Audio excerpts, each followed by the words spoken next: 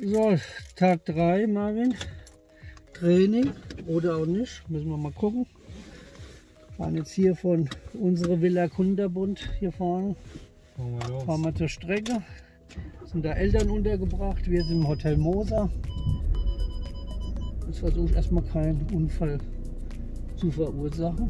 Es wäre wichtig, dass wir heil an die Strecke kommen. Ja, dann gucken wir uns mal die Strecke an. Und hier waren wir ja schon wie viele Jahre, Marvin? Ach, macht immer wieder Spaß hier. Ich bin jetzt 4. Jahr schon da. Du glaubst schon ja. Ein paar Jahre länger. Mit dem Felix damals 2013 das erste Mal und haben wir voll Spaß gefunden. Vor allem, sagen wir, weil die Donau ja was ganz Besonderes ist.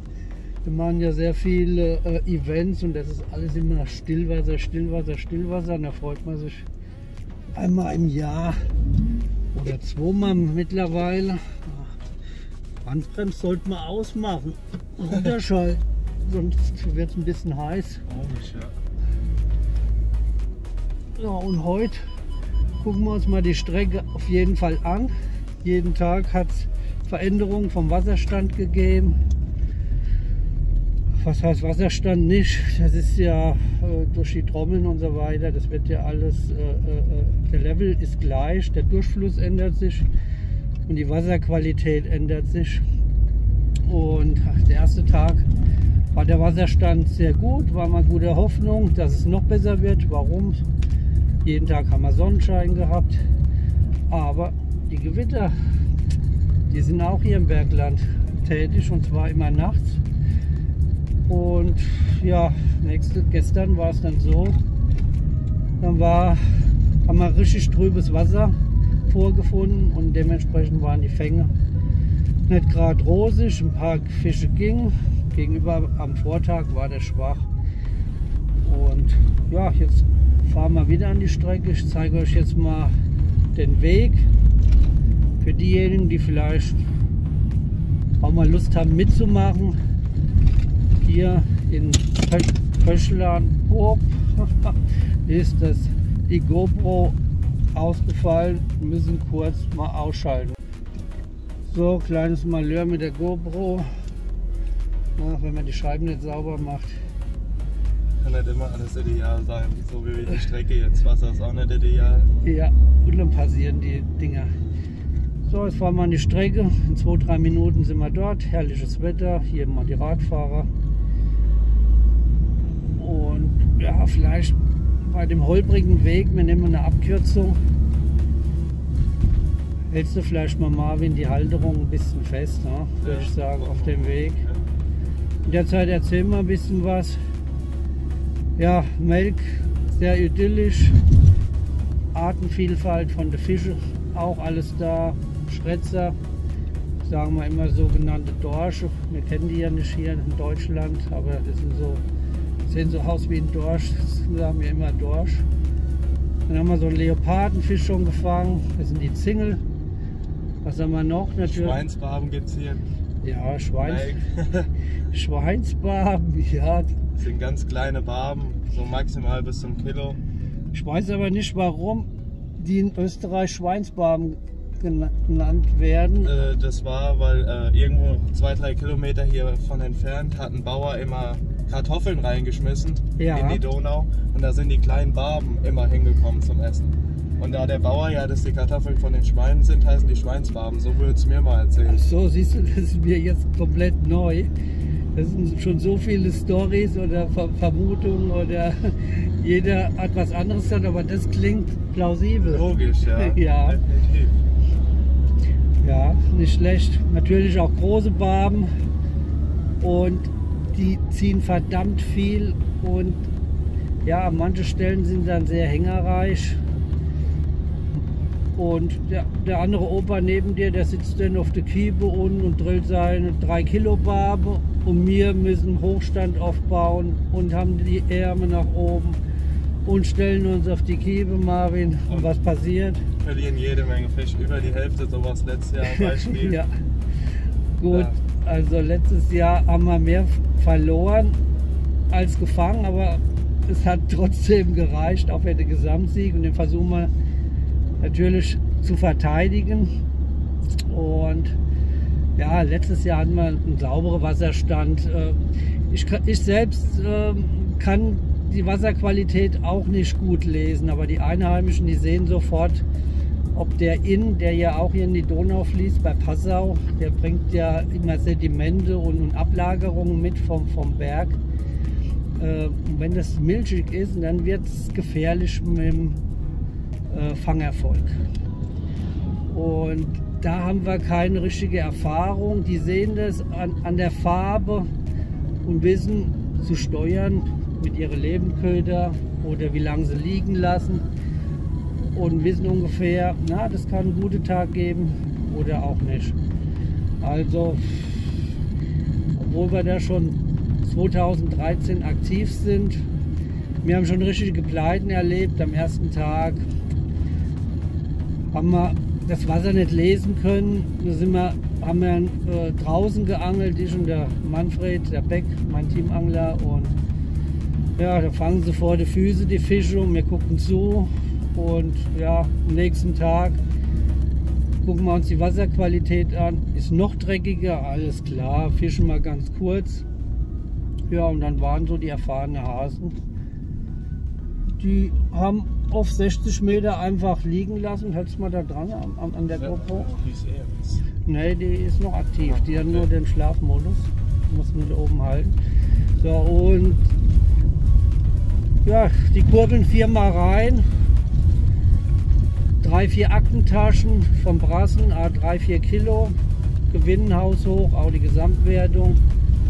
Wir waren nicht schlecht, wir haben ein Fisch oder so, aber auch so ein großer. Das war natürlich ein schlechter Fangtag damals, aber wir konnten das Wasser nicht lesen. Neben uns, die fangen dann nächsten Tag draußen. Also total unklar. Und jetzt fahren wir gleich wieder direkt an die Strecke. Aber das ist ja immer die sportliche Herausforderung hier, was auch reizt, ja, hierher zu kommen, was Spaß macht. Ja, genau. Also vom sportlichen Aspekt auf jeden Fall. Die Leute sind sehr nett. Hier die Gastfreundschaft ist sehr hoch angeschrieben. Jetzt kommen wir hier schon am Umspannwerk vorbei und das ist ein markanter Punkt, der nennt sich Bergern. Und das vorne ist der Hauptweg, wo dann die Teilnehmer dann zur Strecke fahren. Da biege ich jetzt gleich ab und dann kommen wir direkt auf die Strecke. Kommen wir noch über einen Hügel und dann klopft schon so ein bisschen das Herz, weil der erste Blick geht zur Donau hin und wie ist die Wasserqualität. Ich gehe dann immer zur ersten Treppe hin und dann guckt man die Stufen an, ob ich da durchgucken kann. Und das sagt mir zumindest, heute ist einigermaßen sauber oder schlecht. Und jetzt fahren wir dahin. Jetzt kribbelt es schon langsam. Ja, jetzt kommt gleich. Man sieht schon die ersten Radfahrer, wo oben über den Damm fahren. Ja. Und wir freuen uns natürlich immer höllisch. Und ja, wir sind dann auch noch mal 4 Wochen später noch mal da. Und mit unseren Teamleuten und Friends, egal ob die jetzt von Farbe blau, rot, schwarz ist. Spielt keine Rolle, Hauptsache gemeinsam zusammen. Genau, und das macht das Angeln so Spaß und auch so brisant. So, die Donau. Da ist sie. Da ist sie.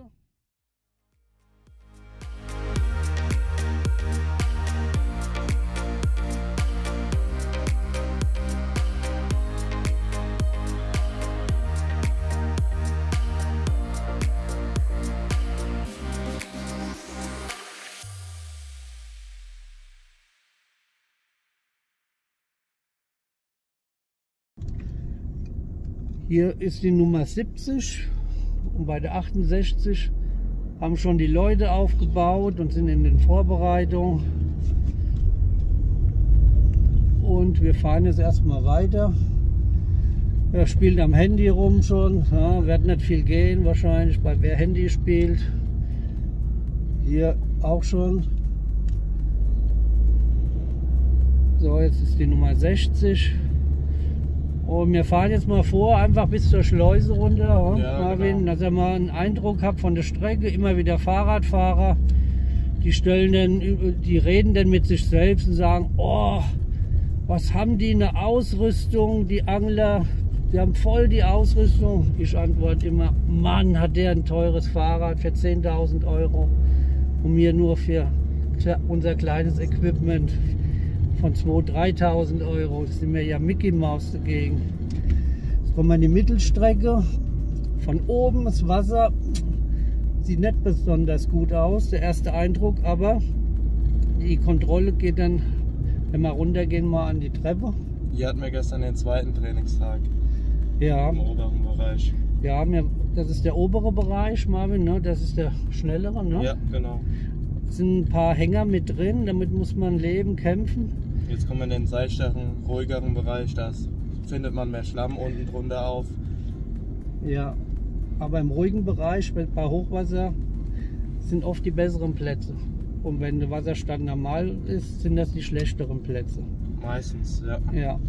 Und so haben wir jetzt 2 Sektoren im Ruhigen stehen. Und ja, hier Tandemangeln, da wird zusammengearbeitet. Teamangler Jörg und der Michel sind schon voll heiß wie Frittenfett. Und wir machen hier so ein Filmchen und drehen mal das Ganze. Da kommt schon der erste Wurf, da wird schon geangelt. Der Jörg Feldim vom Sensors 65 Team ist auch jedes Jahr dabei mit der Frau. Und heute Abend gehen wir mal zum Altstadtfest nach Melk rüber. Auch was Neues dieses Jahr für uns. Ja. Immer was anderes. Immer was anderes, also Urlaub verquickt mit Angeln, ideal. Und jetzt seht ihr vielleicht schon in der Ferne erstmal ganz klar Melk, vielleicht den Turm oder das Schloss. Das ist das markante Zeichen von der Altstadt. Und jetzt kommen wir in den niedrigen Bereich, wo wenig Strömung ist. Die Schleusentore sind zu, die Trommeln sind zu. Das heißt, wird nicht durchgeschleust. Hier wird das Ganze gestaut. Man kann schön vom Auto aus be- und entladen und parken, natürlich das Wichtigste. Und wenn es mal regnen sollte, kann man die Köder oben alles verstauen und ist in ein paar Schritten unten am Wasser. Und jetzt kommen wir schon mal zum Ende. Hier sind wir, das ist die Nummer 12. Vom ersten Trainingstag. Genau.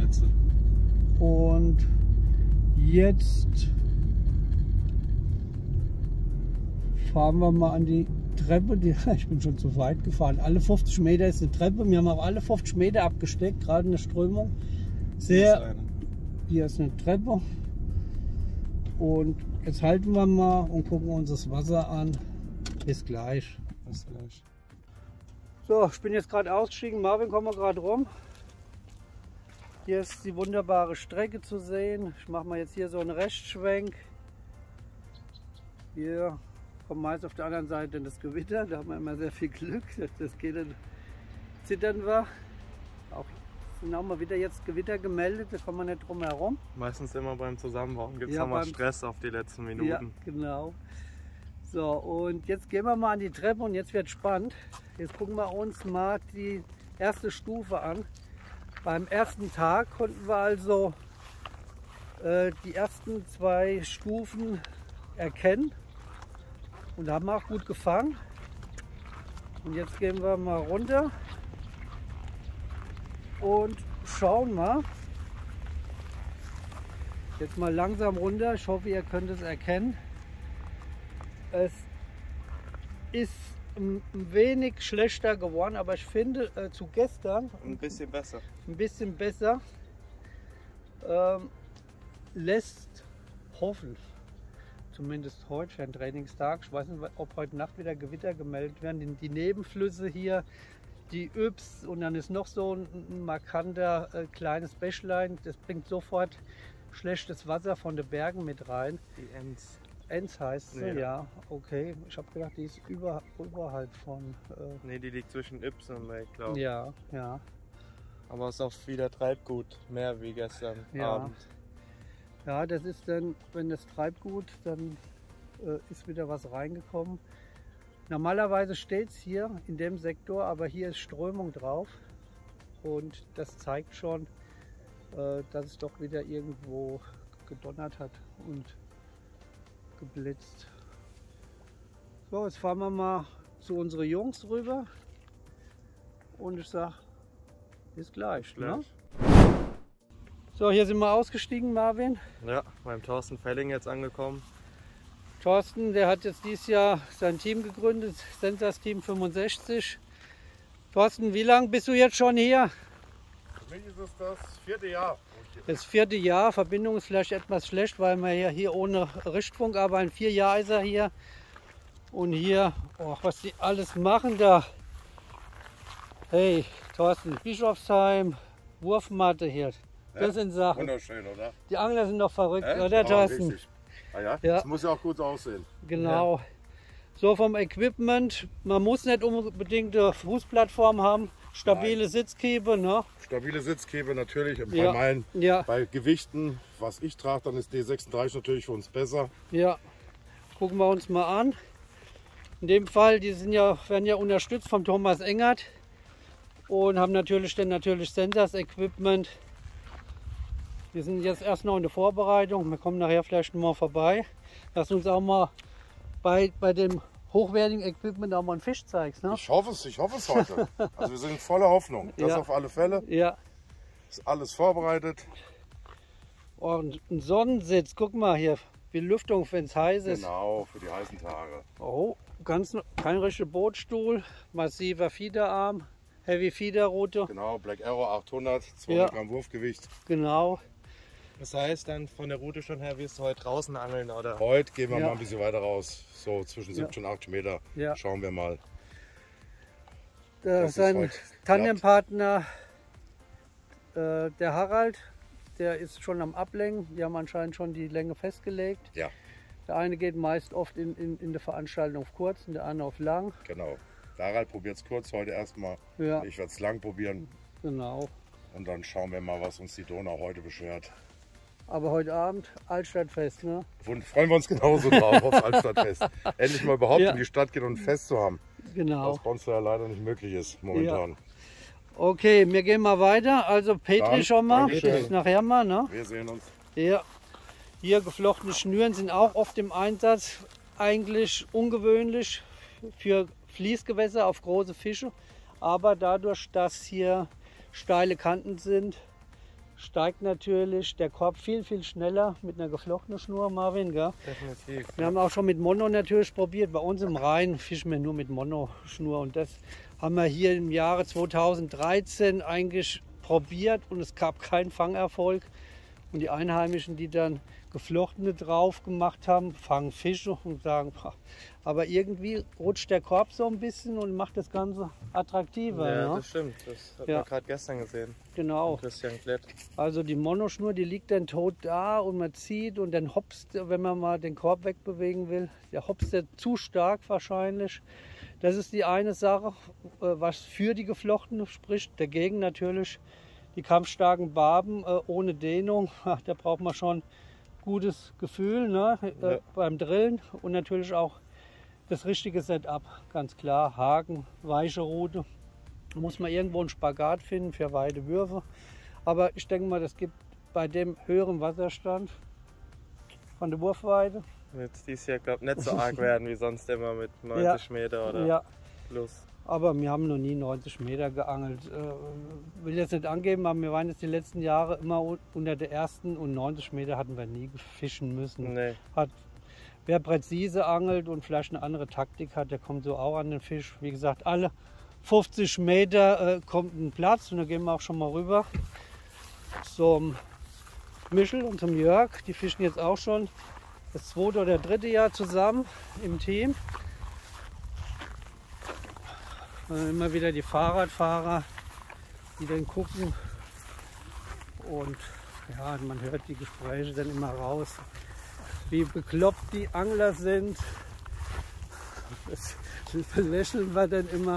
Ja. Und morgen, wenn wir dann unseren riesen Hochstand dann aufbauen, Marvin, nicht so groß wie ein Ünsal seiner, aber das reißt schon. Das ist der kleine Ünsal und dann machen die Leute am Fahrrad immer, oh, was machen die da? Ja. Ölplattform aufbauen.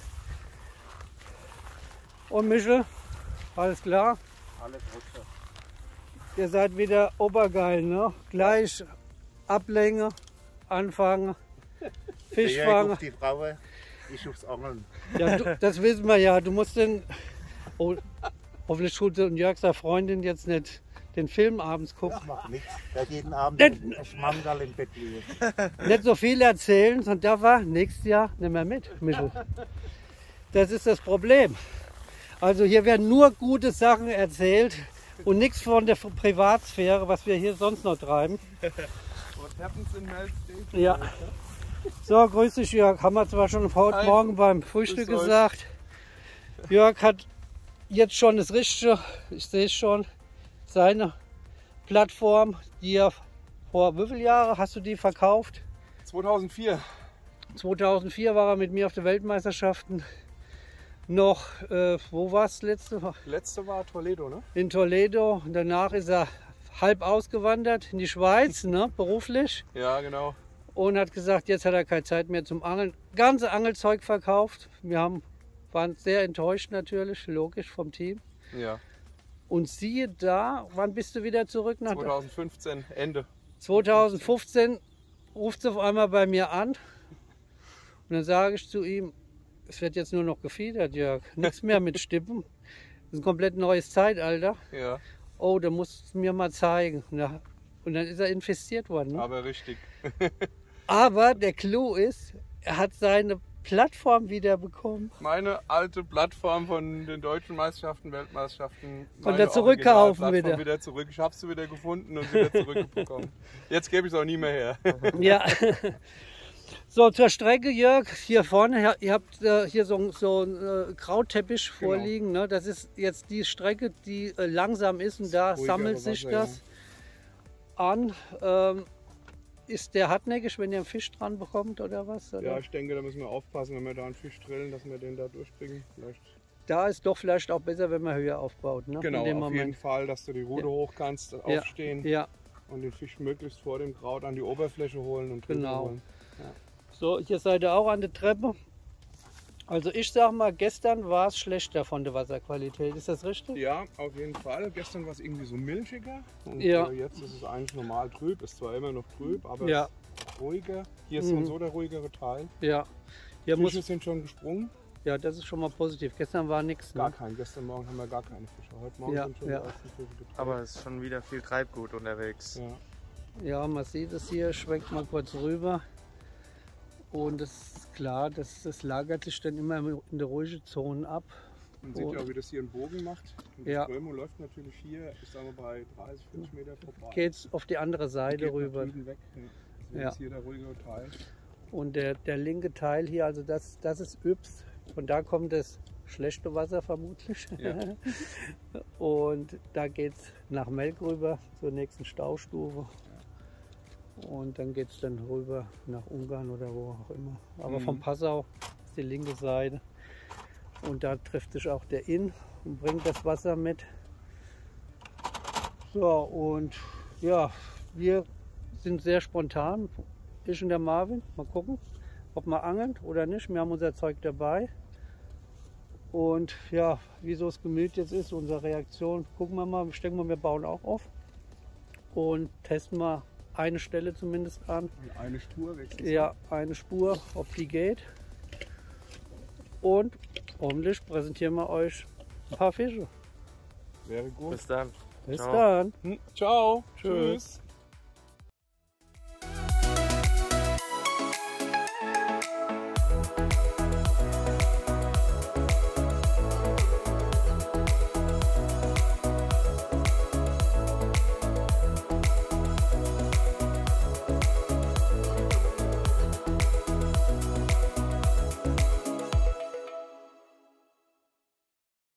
So, auch in meinem Vlog dabei heute der Harry, jahrelanger Angler hier an der Strecke. Aber nicht angeln heute. Nicht angeln, nein. Also man sieht, langsam kommen die Kiebitze auch raus, wird geangelt, war schon mal spioniert. Ich sage erstmal, grüß dich. Servus, Michael. Und ja, Jeder hat so schon seine Taktik festgelegt, aber holt sich nochmal die letzten Eindrücke hier von der Strecke vermutlich. Ich angel nicht heute. Wunderbar, dann gehen wir auch mal zu den nächsten. Auch Gabor ist eingetroffen heute. Hat sich neben unsere Jungs aus Deutschland platziert. Aber du bist ja ein Augsburger mittlerweile, ne? Kommt von Ungarn ursprünglich. Ja. Ungar. Ja, jetzt hier macht oft die Fischen mit. Tubertini-Team. Oh, Futter geheim, brauchst nichts zu sagen. Zeigst du uns? River Clay. River Clay ist dein Favorit. Und hier bist du erstmal am Ausbreiten, sehe ich gerade. Ne?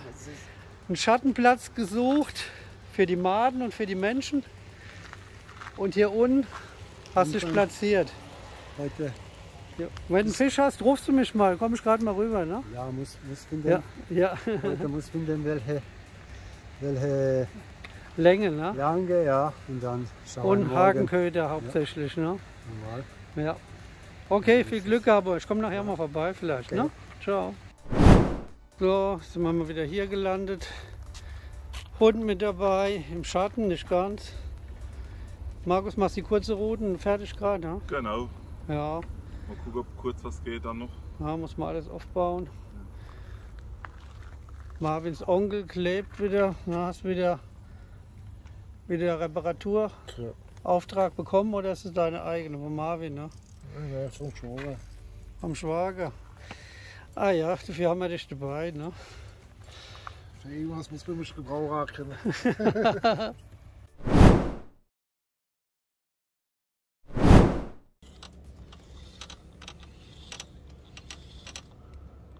Was für Länge?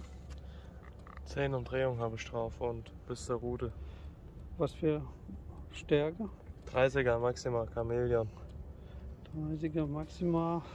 Also setzt sehr viel Wert auf Dehnung, ne? Ja, definitiv, wenn man mit geflochtener schon angelt. Was eher untypisch ist auf große Fische, braucht man schon dann wenigstens gute Dehnung in der Schlagschnur. Ja. Geflochten einbauen. Ja, dadurch, dass wir mit schweren Körper in der Regel angeln, ist die geflochtene dann stabiler. Hast du bestimmt bei mir auf YouTube-Video gesehen. Ne? Ja, genau. Ich verlinke euch das mal, liebe Fangemeinde, oben. Könnt ihr mal sehen, wie das dann mit Close-Ups und im Detail gebunden wird. Ja. Genau, Marvin. Also geflochten wird gern eingebunden in die Strömung. Und wenn man dann eine hohe Wurffrequenz hat, dann reibt sich der Korb nicht so an der Schnur ab, an der geflochtenen, und sie ist einfach resistenter. Wie lange machst du das, die Schlaufe mal? Oh, das machst du immer 20, so nach dem Gefühl. Ja, 20. Ja, das wird doch vielleicht Körbe einsetzen, 60, 80 Gramm, je nachdem. Werden wir sehen gleich beim Ausloten. Aber erstmal macht er die Montage.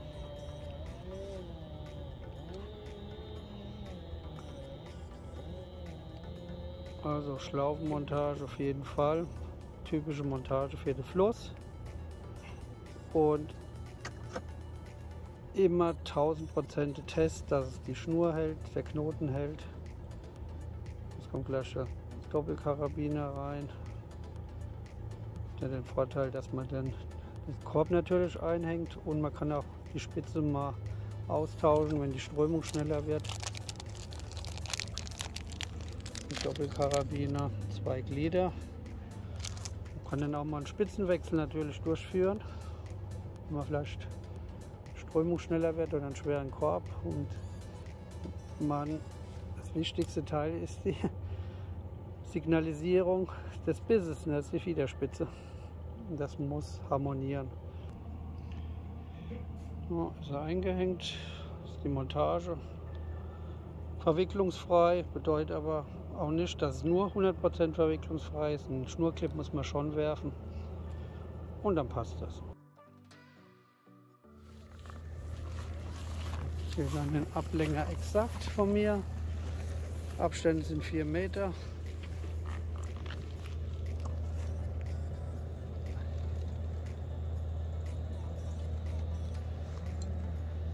Gut an dem Ablänger ist, wenn man mal einen Korb verliert oder die Schnur, und man muss exakt, wie es der Name sagt, schon wieder finden. Hier hat er eingeklipst. Wie viele Meter sind das, Marvin? 33. 33 Meter, also 4 mal 8 und der 1 Meter. Und da helfe ich dir gerade mal, dann mache ich dir den Stopper hier vor. Dann findet man den immer wieder. Hier schon mal ein kleiner Tipp, also ein Erdspieß tut es grob auch, aber nicht bei uns in der Fiedermaterie, weil wenn man den wieder einen Platz finden muss, man hat einen geraden Stab oder auch manche sind so mit Rillen drin, dann kommt die Schnur mal hier hin oder auch hier hin und das nächste Mal so hier, hier und hier, und wenn man das Ganze addiert und man ist dann auf eine gewisse Länge, sagen wir über 40 Meter, wird man dann feststellen, dann hat man einen Fehler produziert und man fängt auf einmal keine Fische mehr und wundert sich, braucht sich denn nicht zu wundern. Also ein Ablänger zeigt schon genau beim nächsten Mal auch die gleiche Länge an.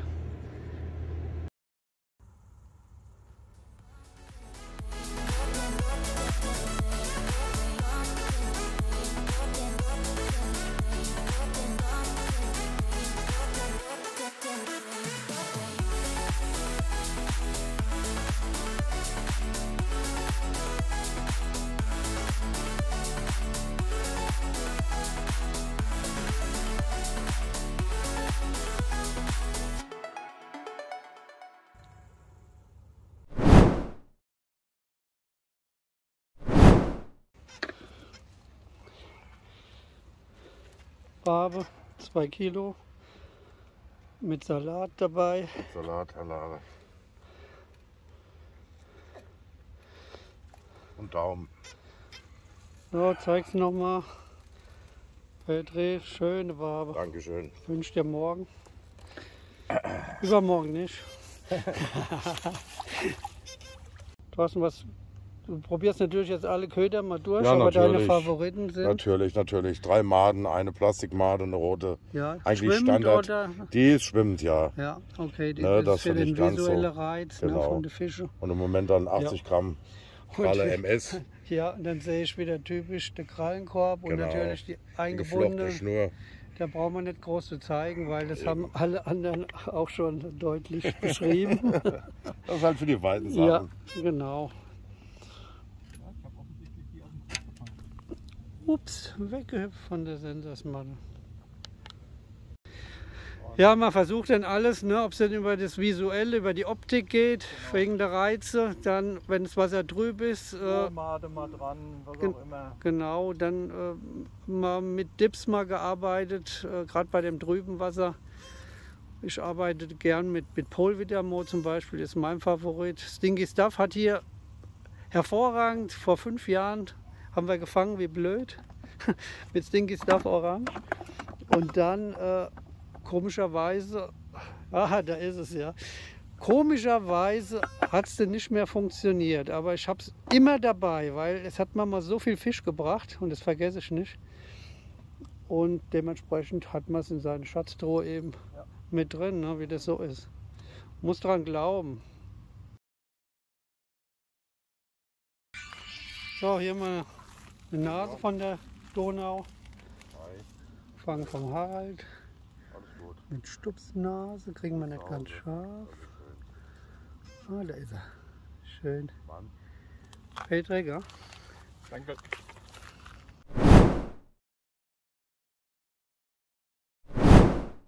Sagt den Leuten nochmal was zum Tackle, auch vom Kescherkopf und so weiter, was wir da immer bevorzugen. Genau in der Strömung halt recht großen Kescherkopf, weil wir hier mit dem Baden ja auch zu tun haben. Also das ist ja wie ein Forelle-Kescherkopf, den haben wir immer am Rhein benutzt. Ist eine gute Angelegenheit für hier, kann man gut hinterm Fisch hinterher, keine Verdrängung im Wasser, und falls sich mal einer gehakt hat, also nicht im Maul, dann ist man auch schnell hinterher.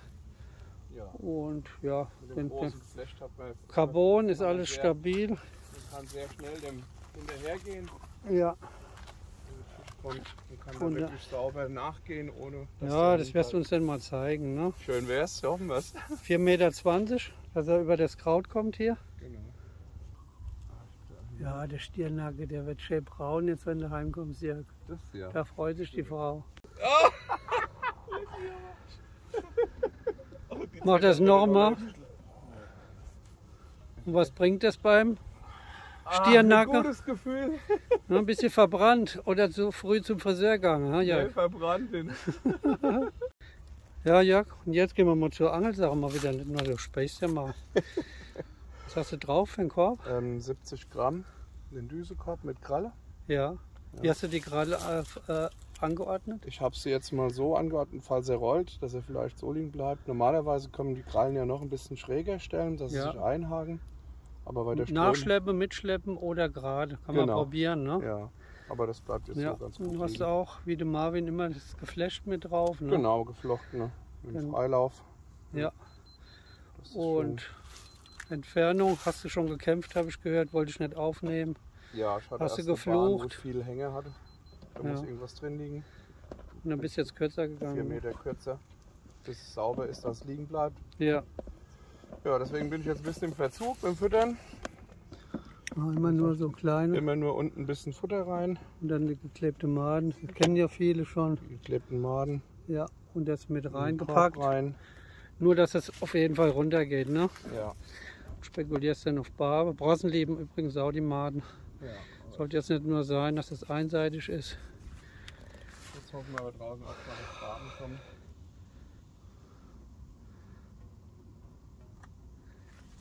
So.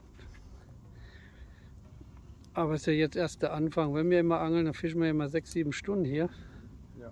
Und die erste. Der erste. Ich wollte einen Live-Biss sehen. Hey. Oder war das so ein Attrappe-Biss? Mich lass du bist ja eine Schnur an der Rolle gezogen.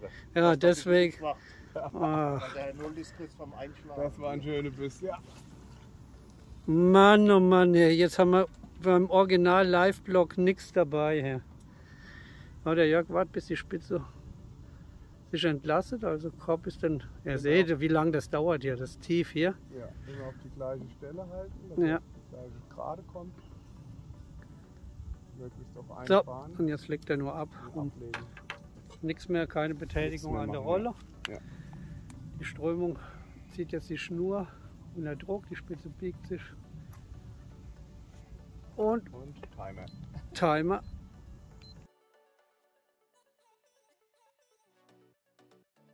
Im Röllchen liegt Ja. und fertig. Markiert? Ja, markiert für, wenn du mal ausklippen musst, wenn du einen großen Fisch bekommst, dann die Schnur markieren, dass man dann nicht nochmal ablenken muss, sondern einfach bis zur Markierung. Ja, schneller findet wieder. Ja. Fiederarm hast du natürlich hochgelegt, können wir aber auch immer mal erwähnen. Viele Leute fragen, wie man den Fiederarm stellen soll, so dass die Spitze in die Höhe zeigt und man keine Nackenschmerzen bekommt, nicht zu hoch, nicht zu flach und geht dem Strömungsdruck aus dem Weg in den Anfangsmetern. Was hast du gesagt, was fehlt, Jörg? Der Apfelwein fehlt. Kannst du eine Story erzählen? Anscheinend durch das Öffnen der Dose, das Vibration Klack. Oder wie ist das? Das berühmte Klack, das Geräusch mögen die Fische, glaube ich. Also das Wallerholz beim Waller. Und das Öffnen der Dose bei uns. Bei der Friedfische. Was hast du gekriegt eben gerade, Jörg? Oh, mein Apfelwein. In der Hoffnung, dass da doch mal ein Fisch einsteigt. Mit dem Zaubertrank. Wie hast du das gesagt? Es muss zischen oder wie war das? Ja genau, normalerweise. Es ist so, wenn man ablegt. Ja. Und die Fische reagieren eigentlich genau auf das Geräusch. Okay. Oh, zeigst du schon zur Spitze hin oder was? Guck doch. Entweder hängt oder ist jetzt Dreck reingeschwommen. Da ist ein Ast drin. Da Oh. hängt doch ein Ast. Und gleich gewirkt, Jörg, ha? Wie war das nochmal? Du hast eine ganze Kiste von dem Bembel dabei. Ich hab gesagt, ein Bembel und dann kommt auch Fisch. Oh, das ist doch unglaublich, ne? Wie kann das? Die brauchen das Zucker da, das Dose öffnen. Oh, hey, das nehmen wir ins Programm. Hast du noch eine Dose da? Zeig mal das, bringen wir es ins Angebot rein. Ich denke, ja. Das ist eine Schweinsbarbe, was der Marvin vorhin erzählt hat, wo die Bauern mit Kartoffeln gefüttert haben. Ja, was hier versorgt wird hier, das gibt hier keinen richtigen Fishing-Blog, das gibt ja mehr so einen Konsumblock hier. Werbung für Eis, Bembel. Ja, liebe Leute, das waren die ersten Eindrücke von Melk. Wer da mal gerne mitmachen möchte, der kann uns eine E-Mail schreiben. Ich hoffe, der Video-Vlog hat euch gefallen. Wir schließen ab mit dem Bembel hier, wo Jörg die Schweinsbarbe gefangen hat. Also danke fürs Zuschauen. Bis zum nächsten Filmchen. Ne? Ciao. Ciao.